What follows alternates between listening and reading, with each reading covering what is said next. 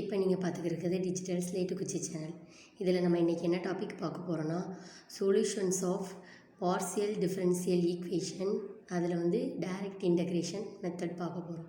ஓகேவா? நம்ம இதுக்கு முன்னாடி வீடியோவில் இன்ட்ரோ வீடியோவில் பிடிஇனா என்ன, ஓடிஇனா என்ன, இதுக்குள்ள டிஃப்ரென்ஸ் அண்டு ஃபார்முலாஸ், அதில் உள்ள ஆர்டர் அண்டு டிகிரி, இந்த மாதிரி நிறைய பார்த்துருக்கோம். அது டிஸ்கிரிப்ஷனில் லிங்க்கில் நான் போடுறேன்.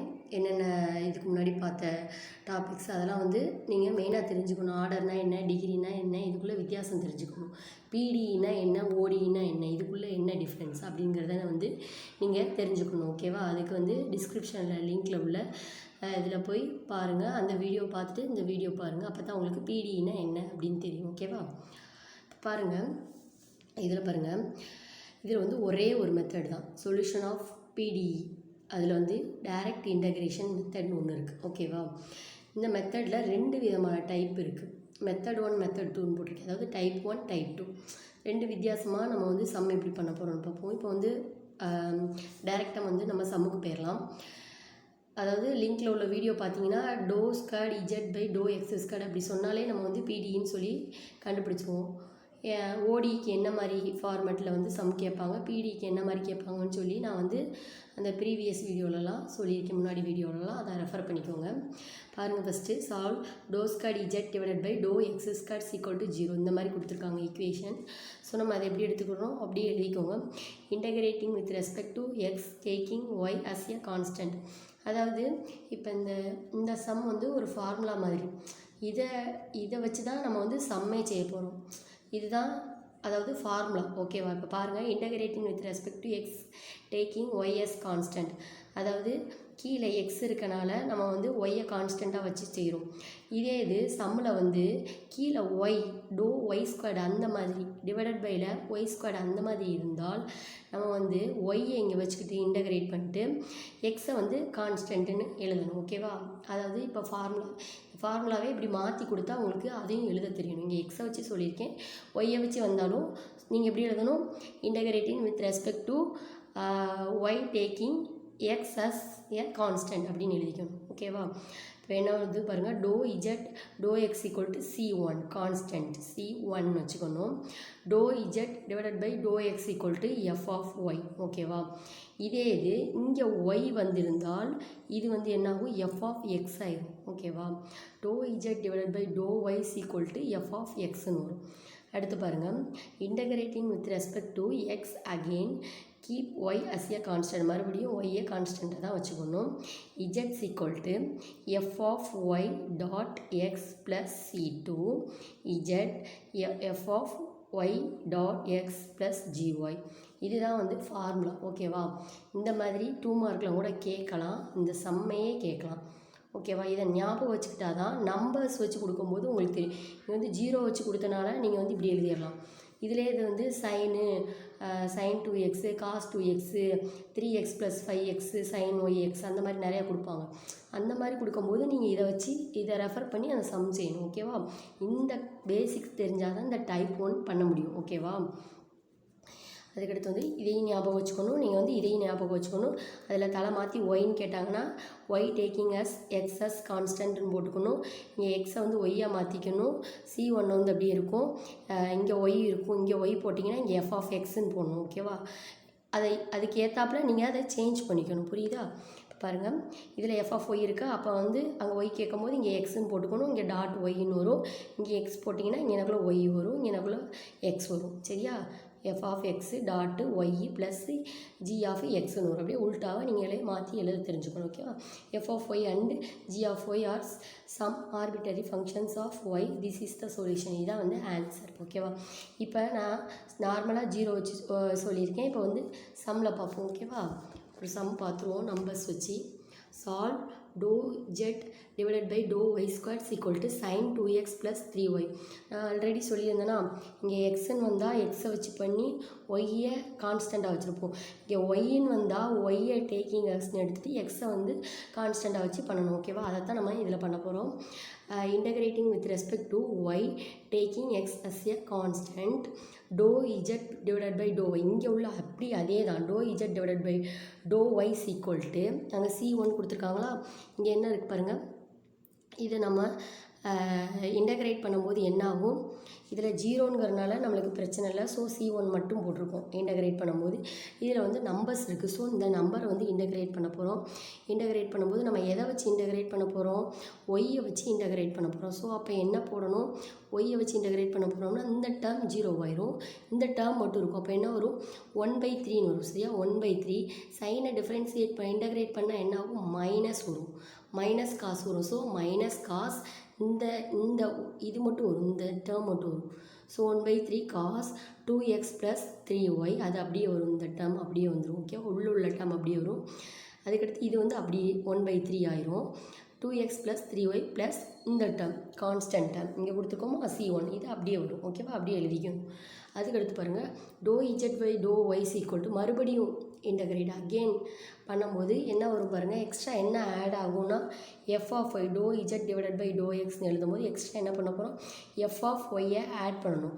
ஸோ நம்ம இதில் என்ன பண்ண போகிறோம், C1க்கு பதிலாக வந்து நம்ம f(x)ன்னு போட போகிறோம். வேறு ஒன்றும் கிடையாது. இதில் இன்டகிரேட் பண்ணும்போது C1 போடுறோம், இதில் இன்டகிரேட் பண்ணும்போது FYன்னு போடுறோம். சேம் இந்த இதைத்தான் இன்டகிரேட் பண்ணுறோம். ஸோ வந்து அதே தான் வரும், -1/3 cos 2x + 3y ப்ளஸ் இந்த C1 இருக்கிற இடத்துல வந்து f(x) போடும். அவ்வளோதான், சிம்பிள். இதே ஃபார்மேட் தான். ஓகேவா, இது ரெண்டும் ஈக்குவல் தான். இந்த ரெண்டு ஸ்டெப்பும் எழுதணும். ஓகேவா. அடுத்து integrating with respect to keep x as a constant z இப்போ வந்து என்ன பண்ண போகிறோம், அகெயின் இன்டகிரேட் பண்ண போகிறோம். ஓகேவா, அகெயின் இன்டகிரேட் பண்ணும்போது என்ன ஆகும், இந்த 3ங்கிறது 3 × 3 9 ஆயிடும். ஸோ 1/9 காசுங்கிறது வந்து சைன் சிம்பிள். இது வந்து காசு வந்து இன்டகிரேட் பண்ணாலும் என்ன ஆகும், வெறும் சைன் தான், ப்ளஸ் சைன் தான். ஸோ இந்த மைனஸ் வந்து அப்படியே ஆகும். சைனை இன்டகிரேட் பண்ணும்போது தான் மைனஸ் காசு வரும். ஓகேவா, ஸோ இந்த மைனஸ் அப்படியே தான் வரும். ஓகே, சைன் மட்டும் தான் வரும். அதே போல் இந்த ப்ராக்கெட்டில் உள்ளது அப்படியே வரும், 2x + 3y. ஏன்னா இந்த ஒய்யோட டேர்ம் மட்டும் தான் இன்டகிரேட் பண்ணுவோம்.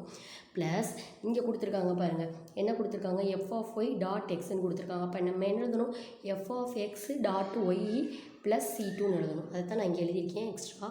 Plus f(x) + y + C2. புரிஞ்சுதா, அந்த டேர்ம் இன்டகிரேட் பண்ணுற டேர்ம் எழுதி ப்ளஸ் போட்டு இந்த டேர்ம் எழுதியிருக்கேன். ஓகேவா, ஏன் இந்த டேர்ம் இங்கே வந்து 0 இருக்குது. ஸோ 0 ப்ளஸ் தான் வரும். ஸோ நான் அதனால் இன்டகிரேட் பண்ணி 0 இன்டகிரேட் பண்ண முடியாது. ஸோ 0 தான் வரும். ஸோ அதனால் போடல. இந்த டேர்ம் வந்து இதுலேயும் இந்த டேர்ம் அப்படியே வரும். ஓகேவா, f(x)(y + C2. அடுத்து பாருங்கள், z = 1/9. சேம் இதே ப்ராசஸ். இதுக்கு பதிலாக என்ன சொல்லியிருக்காங்க, எக்ஸ்ட்ரா C2 இருக்கிறதுல வந்து g(y) வரும்னு சொல்லியிருக்காங்க. அப்போ f(x)(y + g(x)ன்னு வரும். ஓகேவா, அதே தான் இங்கே எழுதிருக்கு, f(x)(y + g(x). இந்த டேர்ம் அப்படியே தான் வரும். அப்புறம் ஹியர் f(x) அண்ட் g(x) இந்த இதை அப்படியே எழுதிட வேண்டியதான். f(x) and g(x) are the same arbitrary functions of x. This is the solution அப்படின்னு எழுதி முடிச்சிடணும். இதான் வந்து மெத்தட் 1, அதாவது டைப் 1. இதில் சொல்யூஷன்ஸ் ஆஃப் பார்சியல் டிஃபரன்ஷியல் ஈக்குவேஷனில் டைரக்ட் இன்டகிரேஷன் மெத்தடில் டைப் 1. அடுத்து பாருங்கள், டைப் 2. டைப் 2 ரொம்ப சிம்பிள் தான். இதில் வந்து எக்ஸாம்பிள் நான் கொடுத்துருக்க சம் வந்து ரொம்ப இம்பார்ட்டண்டான சம். இதான் மேக்ஸிமம் வந்து கேட்பாங்க இன்ஜினியரிங் மேத்தமெட்டிக்ஸில். இந்த சம் வந்து நிறைய டைம் ரிப்பீட்டடாக கேட்டிருக்காங்க. ஓகேவா, ஃபார்மெட் இது வந்து எப்போயாவது 2 மார்க்ஸ் அந்த மாதிரி கொஸ்டின்ஸில் கேட்கலாம். அது வந்து பிக் கொஸ்டின்ஸில் தான் கேட்பாங்க. இந்த டைப் 2ல் என்ன மாதிரி ஃபார்மெட்டில் இருக்குது பாருங்கள். இது வந்து என்ன சொல்ல, இதுவும் ஃபார்முலா மாதிரி தான். அதை மனப்பாடம் பண்ணி வச்சுக்கோங்க. z = a of e ax + b of e - ax respect to X. எக்ஸை வச்சு பண்ணும்போது இந்த மாதிரி எக்ஸ்ன்னு எழுதிக்கணும். அதே இது ஒய்யை வச்சு பண்ணும்போது z of a e power ay + b e power ay. ஓகேவா, அடுத்து வந்துட்டு z = f(y) e ax + g (y) e ax - அதே இதில் ஒய்யை வச்சு பண்ணும்போது எக்ஸ் இருந்தால் எக்ஸ் போட போகிறோம், ஒய் இருந்தால் ஒய் போட போகிறோம். அவ்வளோதான் டிஃப்ரென்ஸ். மற்றபடி எல்லாமே ஃபார்முலா எல்லாமே சேம் தான். ஓகேவா, இது ரெண்டு என்னது, ஃபங்க்ஷன்ஸ். f(y)ங்கிறது ஃபங்க்ஷன்ஸ், g(y)ங்கிறது ஃபங்க்ஷன். ஓகேவா, ஃபங்க்ஷன்னா என்னென்னு உங்களுக்கு தெரியும். ஆல்ரெடி நிறைய சம்மில் முன்னாடி உள்ள ப்ரீவியஸ் வீடியோவில் கான்ஸ்டன்ட்டுக்கும் ஃபங்க்ஷனுக்குள்ள டிஃப்ரென்சஸ் அதுக்குள்ள எக்ஸாம்பிள்ஸ்லாம் நம்ம பார்த்துருக்கோம். அதை ரெஃபர் பண்ணிக்கோங்க. இது வந்து ஃபங்க்ஷன், f(y)ங்கிறது g(y)ங்கிறது ஃபங்க்ஷன். ஓகேவா, அடுத்து இதில் ஒரே எக்ஸாம்பிள் பார்த்துக்கலாம்.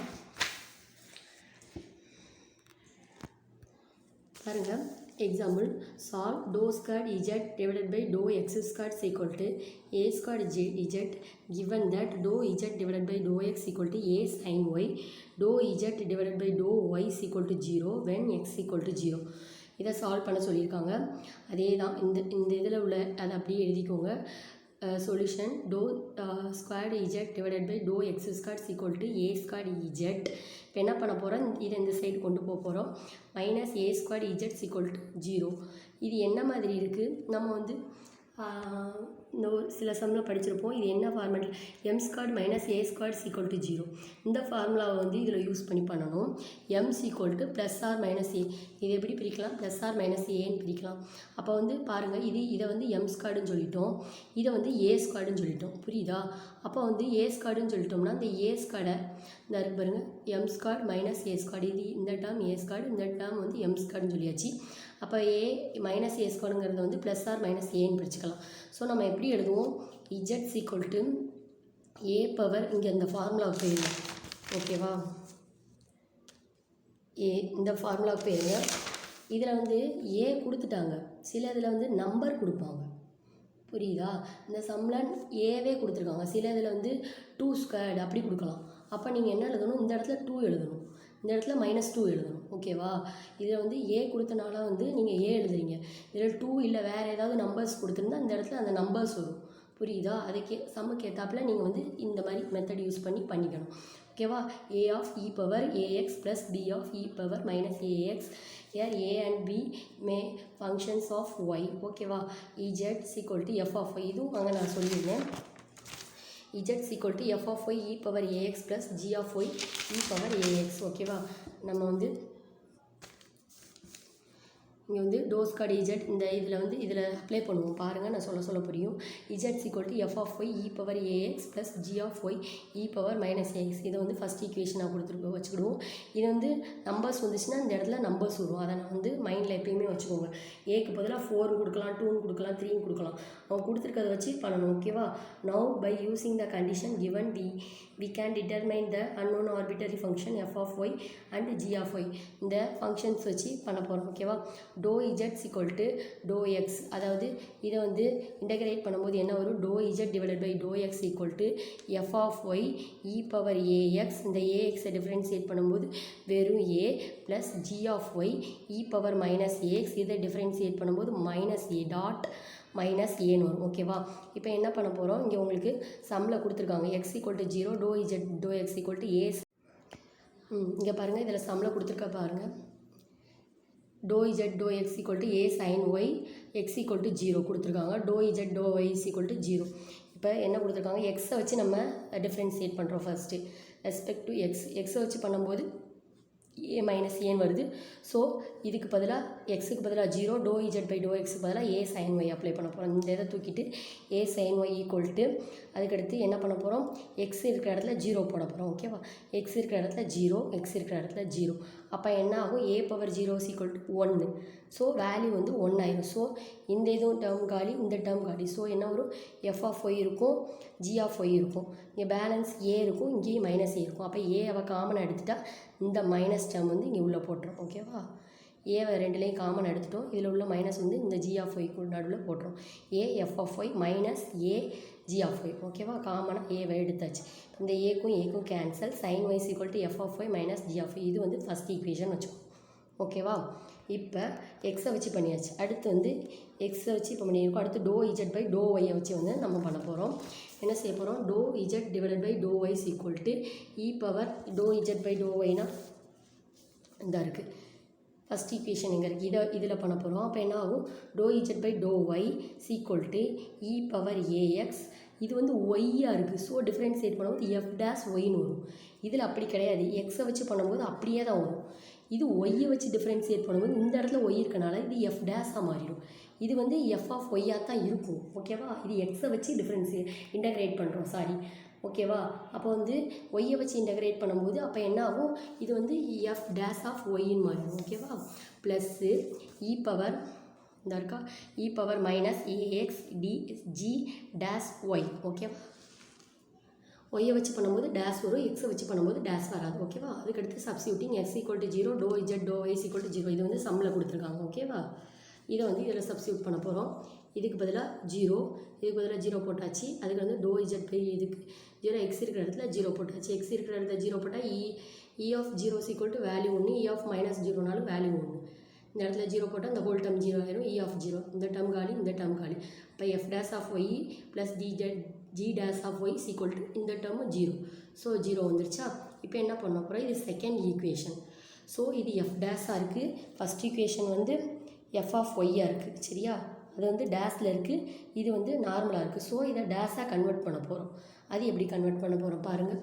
ஒன்று convert to f dash g dash. அப்போ இதை கன்வெர்ட் பண்ணும்போது இது என்ன ஆகும்? இந்த இருக்கா sin y வந்து இதை f dash g dash ஆகும்போது sin yங்கிறது என்ன ஆகும்? cos y-ஆக மாறிடும். ஓகேவா? ஸோ நம்ம என்ன எழுத போகிறோம்? cos y = f dash y minus g dash y = இதை தேர்ட் ஈக்குவேஷன் வச்சுக்கிறோம். இப்போ செகண்ட் அண்ட் தேர்டை வந்து சால்வ் பண்ண போகிறோம். சால்வ் பண்ணால் என்ன வரும்? f dash of y. சரியா? f dash of y இதுலேயும் f dash of y, இதுலேயும் f dash of y காமனாக எடுத்துக்கோங்க. cos y divided by 2. அதாவது f dash of y இது ரெண்டையும் ஆட் பண்ணால் என்ன வரும்? 2f dash of y minus g dash of y. 2 வந்து எல்லாத்துக்கும் காமனாக இருக்கும், ரெண்டையும் ஆட் பண்ணும்போது. ஓகேவா? அப்போ என்ன எழுத போகிறோம்? cos y divided by 2. இதை வந்து f of y, இது f dash of y = cos y divided by 2ன்னு வரும். அதை f of y கன்வெர்ட் பண்ணோம்னா sin y divided by 2 plus c1 ஆக்கிடணும். அதுக்கடுத்து g dash of y.